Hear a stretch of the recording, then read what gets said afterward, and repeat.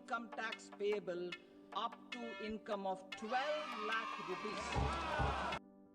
नमस्कार दोस्तों, आज हम बात करेंगे बजट 2025 की प्रमुख घोषणाओं की, जो आपकी जेब, किसान और युवाओं को कैसे प्रभावित करती है।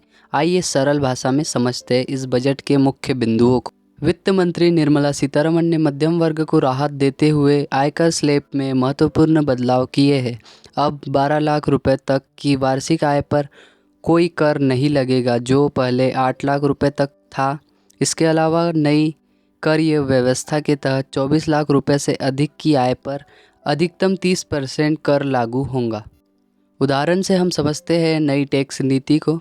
तो यदि आपकी वार्षिक आय 12 लाख रुपए है तो अब आपको कोई भी टैक्स देने की ज़रूरत नहीं है। मतलब वित्त मंत्री निर्मला सीतारमण ने 12 लाख तक की आय पर जीरो टैक्स कर दिया है। यदि आपकी आय 25 लाख रुपए है तो आपको 24 लाख रुपए तक 20% कर और शेष 1 लाख रुपए पर 30% का कर लगेगा। कृषि और किसान कल्याण। कृषि क्षेत्र को बढ़ावा देने के लिए सरकार ने उच्च उपज वाली फसलों के लिए एक कार्यक्रम शुरू किया है, जिससे 1.7 करोड़ किसान लाभान्वित होंगे। इसके साथ ही किसानों के लिए सब्सिडी युक्त ऋण की सुविधा बढ़ाई गई है। सरकार ने किसानों के लिए मुख्य बिंदु पर भी चर्चा की है।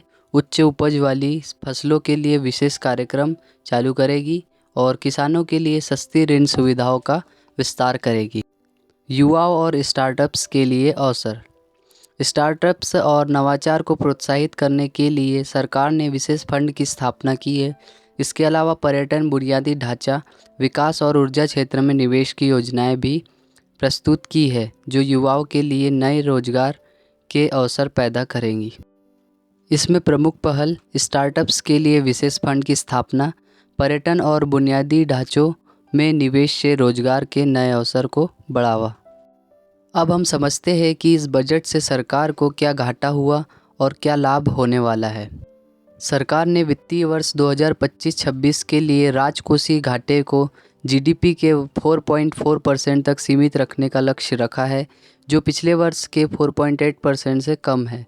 साथ ही 2031 तक ऋण से जीडीपी अनुपात को 57.1% से घटाकर 50% करने की योजना है। संक्षेप में हम समझे तो राजकोषीय घाटा 4.4% जो कि 2025-26 और ऋण से जीडीपी अनुपात 50% 2031 तक।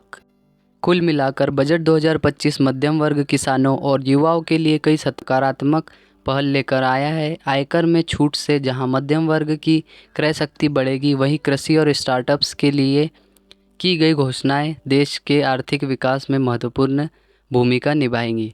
यदि आपको यह जानकारी उपयोगी लगी हो तो कृपया इसे शेयर करें और हमारे चैनल को सब्सक्राइब करें। आपके क्या विचार है इस बजट के बारे में नीचे कमेंट में ज़रूर बताएं। धन्यवाद।